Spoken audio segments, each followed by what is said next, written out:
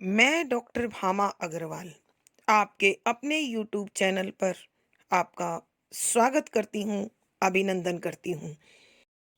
आइए प्यारे बच्चों, आज हम साठोत्तरी व समकालीन हिंदी कविता के सशक्त हस्ताक्षर श्री रघुवीर सहाय जी द्वारा रचित एक यथार्थवादी कविता चीथड़ा चीथड़ा मैं का अध्ययन आरंभ करते हैं।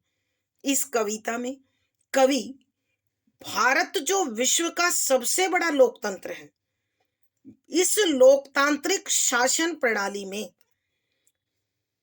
अनेक विसंगतियां हैं, विषमताएं हैं और अनेक दोष व कमियां हैं, जिसके कारण यह महान राष्ट्र चीथड़ा चीथड़ा हो रहा है। अर्थात अनेक हिस्सों में, अनेक टुकड़ों में, अनेक मुद्दों में बंटकर रह गया है। यहाँ कवि कहते हैं कि जब भी आप घर से निकलकर बाजार में पहुंचते हैं तो बाजार में हर तरफ चीथड़ों का ढेर दिखाई देता है। अर्थात आज यह भारतवर्ष, यह महान राष्ट्र अनेक विसंगतियों से घिरकर, अनेक विषमताओं से घिरकर टुकड़े टुकड़े होता जा रहा है। आम आदमी के जीवन की विडंबना भी यही है कि उसका जीवन चीथड़ों की भांति अनेक मुद्दों में बंटकर रह गया है। और ये मुद्दे हैं जाति के, धर्म के, भाषा के, क्षेत्रवाद के, आदि आदि। कि इन मुद्दों ने मानव जीवन को इस प्रकार बांट दिया है कि मानवता शर्मसार हो रही है। कवि खुद को भी, अर्थात इस बटे हुए समाज, बटे हुए मानव का ही एक हिस्सा स्वीकार करता है, क्योंकि आज मानव समाज के जो विचार हैं, जो दर्शन है, जो भाव है, वो चीथड़े चीथड़े हो चुके हैं। अर्थात मानव के मन में मानवतावादी विचार अनेक मुद्दों में बट गए हैं, जिसके कारण मानव मानव में लगाव न होकर बिखराव हो गया है। और कवि का मानना है कि इस प्रकार चीथड़े चीथड़े हो जाना ही वर्तमान दौर में मानव की पहचान है। कहने का भाव यह है कि आज हम मनुष्य को उसकी इंसानियत और मानवता के नाते नहीं, बल्कि विभिन्न टुकड़ों में बटा हुआ पाकर ही उसकी पहचान स्वीकार करते हैं। हमारा यह महान राष्ट्र अनेक राज्यों में विभाजित है और यह राज्य भी अपने अनेक सांप्रदायिक भावों के साथ, सांप्रदायिक विचारों के साथ, सांप्रदायिक मुद्दों के साथ मानव को बांटे हुए हैं। कवि कहते हैं इस प्रकार मानव समाज की धज्जियां उड़ रही हैं। अर्थात कवि के कहने का अभिप्राय है कि ये धज्जियां धज्जियां होती हैं रंग बिरंगी झंडियां। अर्थात मानव समाज में अनेक ऐसे अलगाववादी विचार जो आकर्षक रूप धारण करके मानव समाज में घुस चुके हैं, कवि उन्हें धज्जियां न मानकर पैबंद मानता है। पैबंद कि फटे हुए स्थान पर एक छोटा सा टुकड़ा जोड़कर उसे सी देना। अर्थात कवि के कहने का भाव यह है कि यही धज्जियां आज मानव समाज की पहचान बन चुकी हैं, मानव समाज का सौंदर्य बन रही है। यह व्यंग करते हुए कवि कहते हैं कि आज दुनिया भर में इस प्रकार चीथड़ों को जोड़कर अपनी शान बढ़ाना, अपनी पहचान बढ़ाना, अपने आप को समाज के सामने प्रमुख प्रस्तुत करने की होड़ लगी हुई है। और यह आज के दौर का एक फैशन भी है।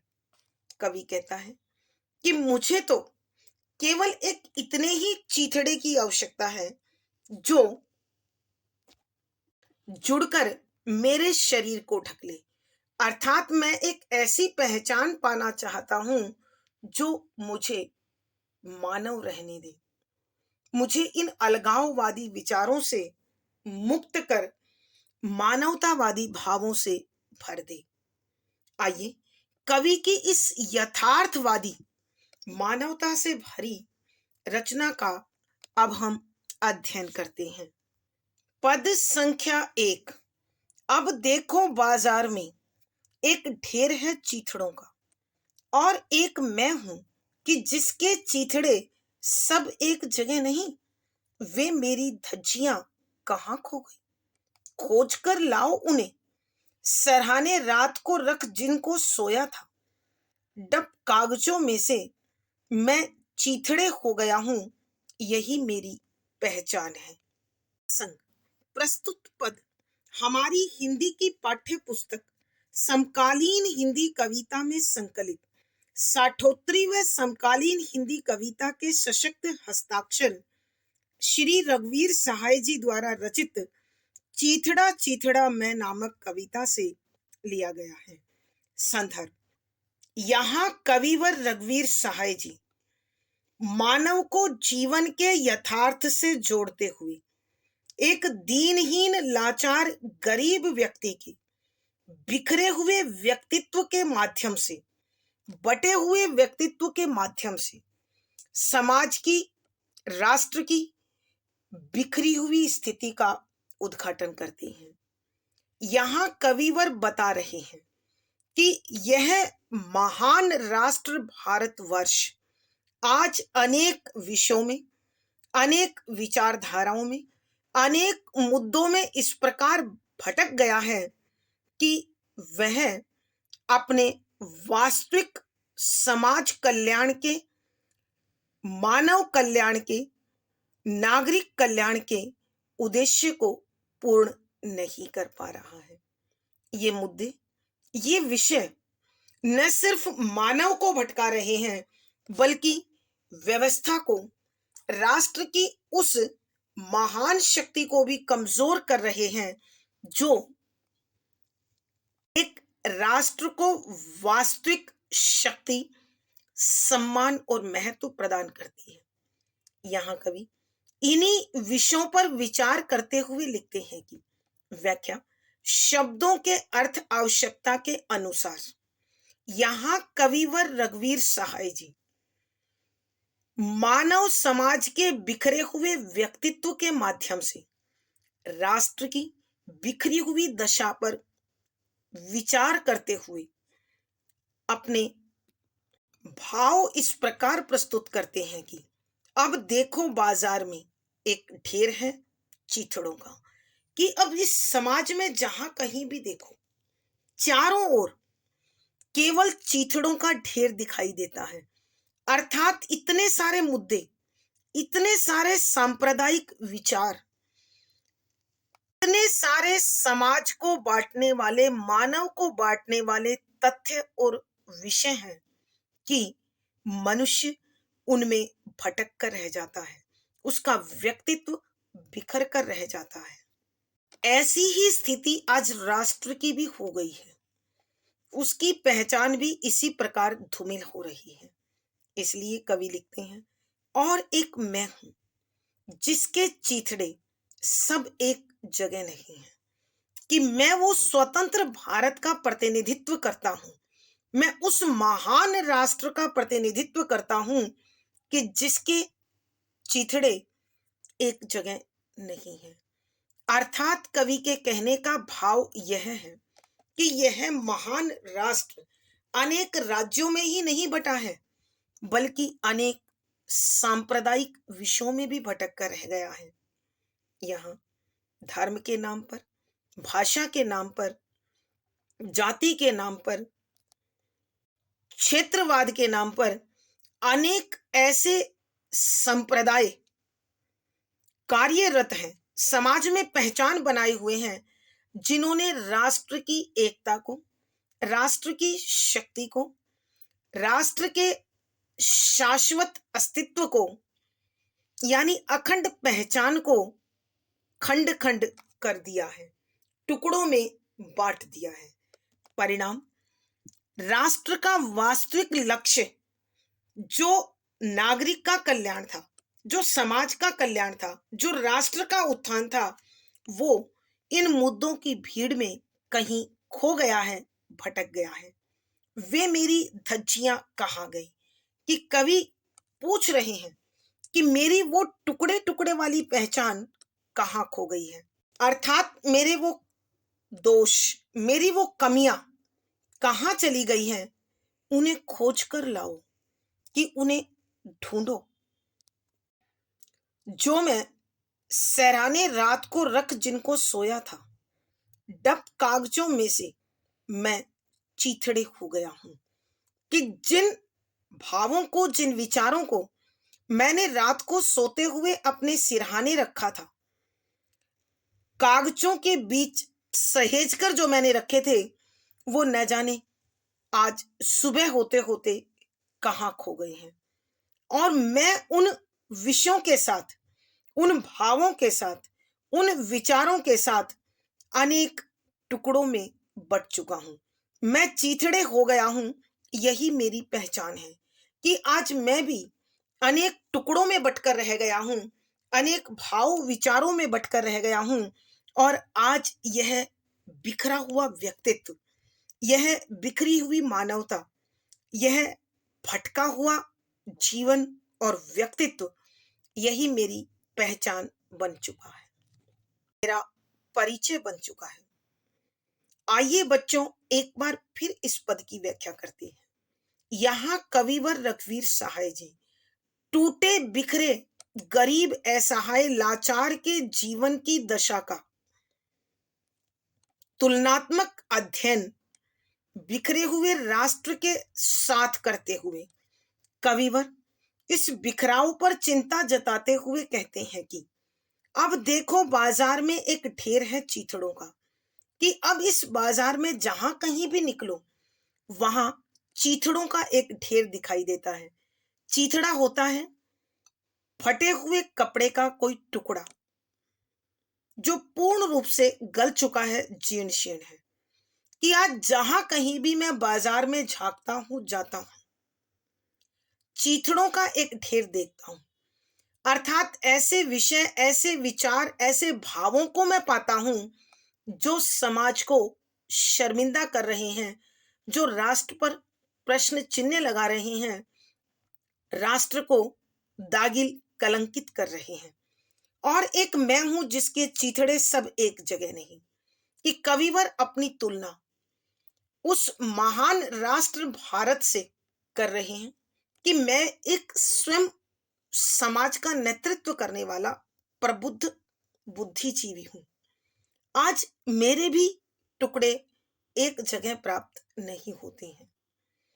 अर्थात कवि के कहने का भाव यह है कि आज जिस प्रकार मैं बुद्धिजीवी, समाज के नेतृत्व का दायित्व मेरे पास है, फिर भी मैं अनेक विषयों में भटक कर रह गया हूं और मैं खुद को अनेक जगह बटा हुआ पाता हूं।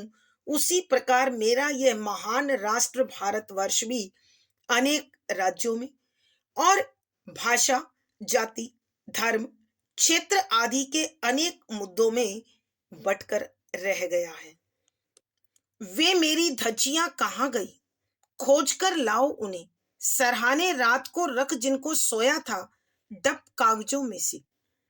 यहां कविवर रघुवीर सहाय जी कहते हैं कि मैंने जो मानवतावादी, जो समाज कल्याण के, जो मानव के हित के अनेक विचार, अनेक भाव संजोए थे, रात को मैंने उन सब के विषय में विचार कर अपने सिराने कागजों के ढेर में बड़ा सहेज कर संभाल कर रखा था। वो ना जाने प्रातः होते होते कहां खो गए। अर्थात कवि के कहने का भाव यह है कि मैंने जो आदर्शवादी विचारधारा को अपने सपनों में बुना था, जब यथार्थ के धरातल पर मैं आया तो वो सभी विचार इधर उधर बिखर गए। कवि चाहते हैं कि कोई उन विचारों को ढूंढ कर लाए, उन सपनों को ढूंढ कर लाए कि न जाने कहां, किन कारणों से वो सब के सब अनेक सांप्रदायिक भावों में छिपकर जा बैठे हैं। मैं चीथड़े हो गया हूं, यही मेरी पहचान है। कि कवि कहते हैं आज मेरा परिचय, मेरी पहचान भी यही बन चुका है कि मैं अनेक चीथड़ों में बट चुका हूं, अर्थात अनेक मुद्दों में, अनेक विषयों में, अनेक भावों में बटकर रह गया हूं। मेरा वास्तविक लक्ष्य कि मैं एक मानव हूं और मानवतावादी विचारधारा, मानवतावादी धर्म, मानवतावादी सोच, मानवतावादी भाव मेरा पहचान, मेरा परिचय होना चाहिए, मेरी पहचान होना चाहिए, वो न जाने कहां खोकर रह गई है। भावार्थ, कवि के कहने का भाव यह है कि वर्तमान लोकतांत्रिक शासन प्रणाली में इतनी अधिक विसंगतियां और विषमताएं हैं कि मानव और राष्ट्र स्वयं विभिन्न विचारधाराओं में बटकर रह जाता है और उसका व्यक्तित्व संवरने की बजाय बिखर जाता है। विशेष यहां कवि ने वर्तमान दशा पर परोक्ष रूप से करारा व्यंग किया है। सरल सहज परवाहमयी खड़ी बोली है, करुण रस प्रसाद गुण है, व्यंजना शब्द शक्ति है, मुक्तक छंद है, गे शैली और संगीतात्मकता बनी हुई है। यहाँ अनुप्रास, रूपक, प्रश्न, संबोधन आदि अलंकारों का सुंदर सटीक प्रयोग हुआ है। पद संख्या 2, चीथड़ा चीथड़ा मैं जानता हूं कि मैं एक हूं, एक अदद, पर उन चीथड़ों में देखना चाहूंगा, उनको जमा करो। अरे कुछ मेरे हैं और कुछ मेरे नहीं, वे मेरी धज्जियां नहीं हैं, पैबंद थे। प्रसंग पूर्ववत। संदर्भ, यहां कवि ने एक दीनहीन, लाचार, विवश व्यक्ति के बिखरे हुए व्यक्तित्व के माध्यम से, बिखरे हुए जीवन के माध्यम से महान राष्ट्र के बिखराव की स्थिति का उद्घाटन किया है। यहां कविवर बताते हैं कि जो लोकतंत्र समाजवाद का, समाज कल्याण का समर्थन करता है और मानव कल्याण के विषय को लेकर चल रहा है, आज अनेक सांप्रदायिक मुद्दों में, विचारों में भटक कर रह गया है।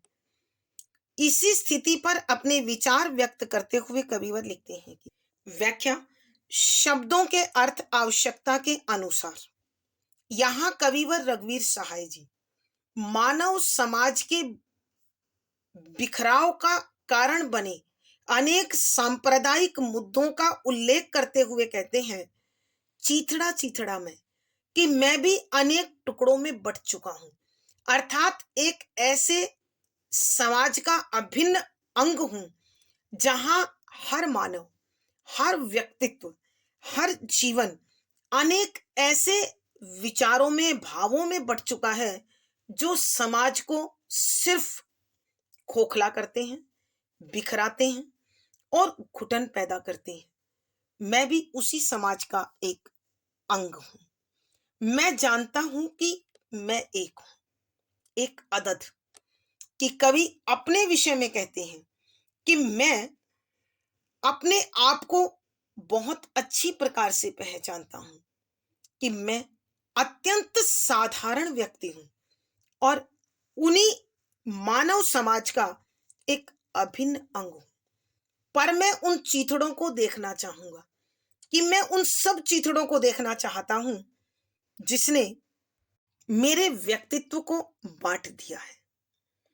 अर्थात कवि के कहने का भाव यह है कि ऐसे जीर्ण शीर्ण विचार, ऐसे समाज को खोखले करने वाले जीवन दर्शन से जुड़ी विचारधारा, उन्हें मैं देखना चाहता हूं परखना चाहता हूं, उन्हें समझना चाहता हूं।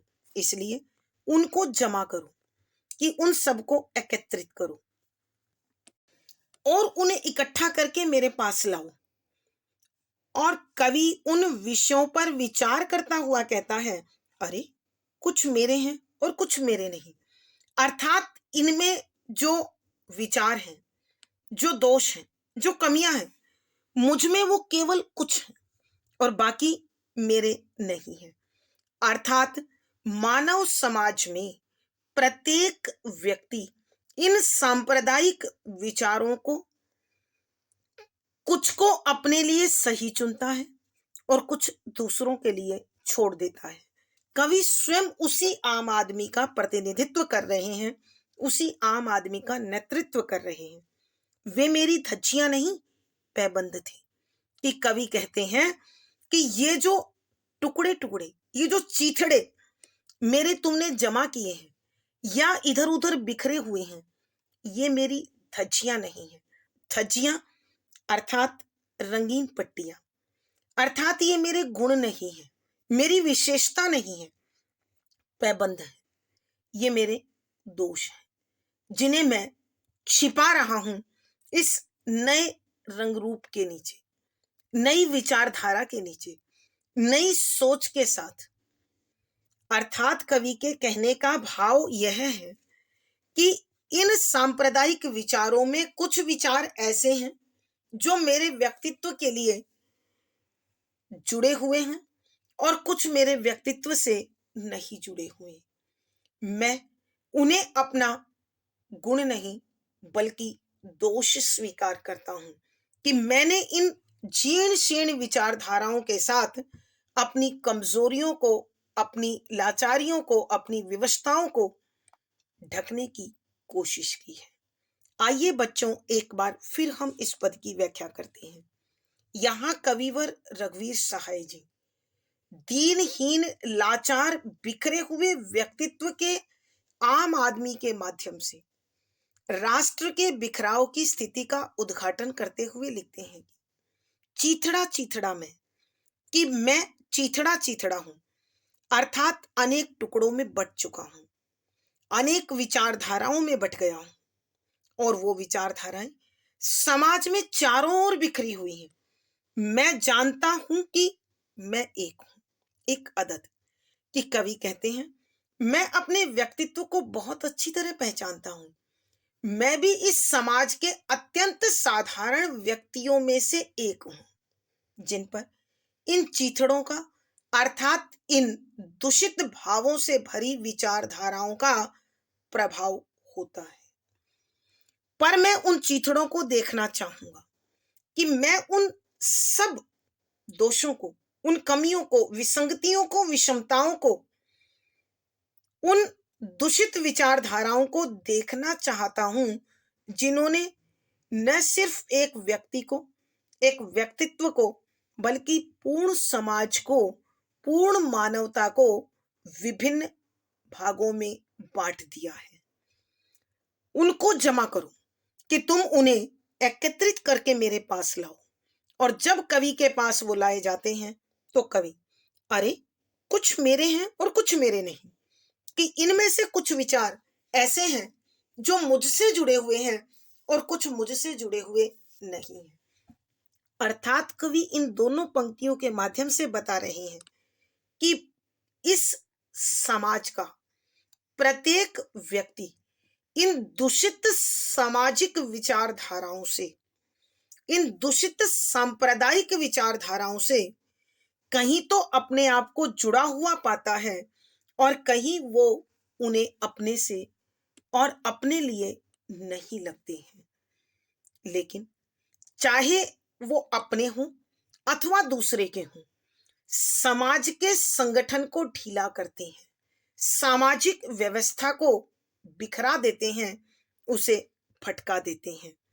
वे मेरी धज्जियां नहीं हैं, पैबंद थे।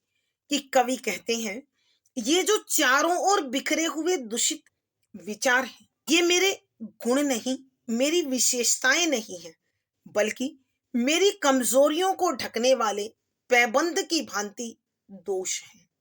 मेरी कमजोरियां हैं, मेरी विवशताएं हैं, मेरी लाचारी है। अर्थात कवि के कहने का भाव यह है कि मानव कहीं न कहीं इन सांप्रदायिक विषयों और विचारधाराओं के प्रभाव में आए बगैर नहीं रहता है और अपने व्यक्तित्व को नष्ट कर देता है, अपने मानवतावादी धर्म से गिर जाता है।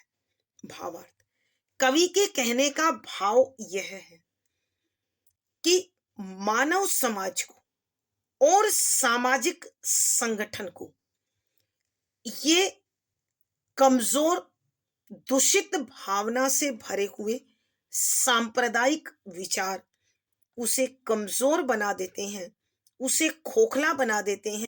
विडंबना यह है कि ये कमजोर बनाने वाले विचार ही मानव को अपनी पहचान, अपनी शक्ति लगने लगते हैं, सौंदर्य लगने लगते हैं। विशेष यहाँ कवि ने मानव समाज को बिखराव की स्थिति तक पहुंचाने वाले सांप्रदायिक विचारों पर करारा व्यंग किया है। सरल, सहज, प्रवाहमयी खड़ी बोली है, करुण रस प्रसाद गुण है, व्यंजना शब्द शक्ति है, मुक्तक छंद है, ये शैली है। यहाँ अनुप्रास, रूपक, पुनरुक्ति, प्रकाश, संबोधन आदि अलंकारों का सुंदर सटीक प्रयोग हुआ है। पद संख्या 3, लोग शान शौकत दिखाते हैं दुनिया भर के चीथड़े जोड़कर, मुझको बस इतने ही चाहिए खुला रहे वदन जिन्हें ओढ़कर। प्रसंग पूर्ववत संदर्भ, यहाँ कविवर मानव के बिखराव की स्थिति को राष्ट्र के बिखराव की स्थिति से जोड़कर उसका अध्ययन करते हैं और इस स्थिति पर चिंता जताते हैं। साथ ही कवि कहना चाहते हैं कि इस समाज में या वर्तमान दौर में राष्ट्र को खोखला करते ये अलगाववादी विचार और विचारधारा मानवता पर प्रश्न चिन्ह बनकर खड़ी हुई है। अपने इन्हीं प्रश्नों के साथ कविवर प्रस्तुत करते हैं कि व्याख्या, शब्दों के अर्थ आवश्यकता के अनुसार लोग शान शौकत दिखाते हैं। यहाँ कविवर रघुवीर सहाय जी मानव समाज की उस प्रवृत्ति पर करारा व्यंग करते हैं जिसमें मनुष्य अपनी कमजोरियों को विशेषता बताकर अपने दोषों को ढकता है और अपने को एक अलग पहचान देने की कोशिश करता है। यहाँ इसी विसंगति पर व्यंग करते हुए कविवर लिखते हैं कि लोगों की अजब प्रवृत्ति हो गई है, शान शौकत दिखाते हैं कि आज अपनी पहचान शान के साथ इन सांप्रदायिक विचारों से जोड़कर बताते हैं कि मैं अमुक वर्ग का प्रतिनिधित्व करता हूं, मैं इस वर्ग का एक कर्मठ सिपाही हूं। दुनिया भर के चीथड़े जोड़कर कि आज अनेक टुकड़ों को जोड़कर मनुष्य स्वयं के व्यक्तित्व को पूर्ण करने की कोशिश करता है। वह भूल जाता है कि टुकड़ों को कितना भी सिया जाए वो तुरपन कभी न कभी अवश्य उधड़ जाती है। अर्थात कवि के कहने का भाव यह है कि इस वर्तमान दौर में लोगों के शौक बड़े अजीबोगरीब हो गए हैं। वो इन चीथड़ों को जोड़कर अपनी शान, अपनी पहचान, अपना गर्व निर्मित कर रहे हैं। अर्थात मनुष्य अपनी कमजोरियों को इन दूषित सांप्रदायिक विचारधाराओं में छिपाकर अपने आप को कर्मठ कार्यकर्ता, कर्मठ व्यक्तित्व सिद्ध करने की, प्रमाणित करने की कोशिश कर रहा है। मुझको बस इतने चाहिए खुला रहे बदन जिन्हें ओढ़कर, कि कवि कहते हैं मुझे महज इतने ही चीथड़ों की आवश्यकता है कि मैं उन्हें ओढ़कर अपने शरीर को ढांप सकूं और अपने व्यक्तित्व को स्वतंत्रता के साथ, खुले विचारों के साथ जीवन जी सकूं। आइए बच्चों, हम इस पद की व्याख्या एक बार फिर करते हैं। यहाँ कविवर रघुवीर सहाय जी उन व्यक्तियों पर करारा व्यंग कर रहे हैं जो अपनी कमजोरियों को इस प्रकार की दूषित सांप्रदायिक विचारधाराओं से ढांपकर अपनी झूठी शान शौकत दिखाने की कोशिश करते हैं। कविवर बताते हैं कि वर्तमान समय कुछ इस प्रकार की विसंगतियों वाला बन गया है कि प्रत्येक मानव इन दूषित सांप्रदायिक विचारधाराओं को अपनाकर अपनी कमजोरियों को छिपाता है और इन्हें अपनी विशेषताओं के रूप में प्रदर्शित करता है, दिखाता है, घोषित करता है। कवि कहते हैं कि चीथड़े ही अगर समाज की आवश्यकता है, मानव की आवश्यकता है, तो मुझे महज इतने ही चीथड़ों की आवश्यकता है कि जिन्हें ओढ़कर मेरा नंगापन ढक जाए, लेकिन शरीर में घुटन ना हो, शरीर खुला रहे। अर्थात मेरे विचार, मेरे भाव स्वतंत्रता पूर्वक अपने अस्तित्व की रक्षा कर सके और समाज के कल्याण के मेरे कार्य को पूर्ण होने दे। कि मैं सांप्रदायिक विचारधाराओं अथवा दूषित भावों को अपने तक उसी सीमा में लाना चाहता हूं जो मेरे व्यक्तित्व का विनाश ना करे, मेरे कर्म के पथ की बाधा ना बने, मुझे कर्तव्य प्रायण बना रहने दे।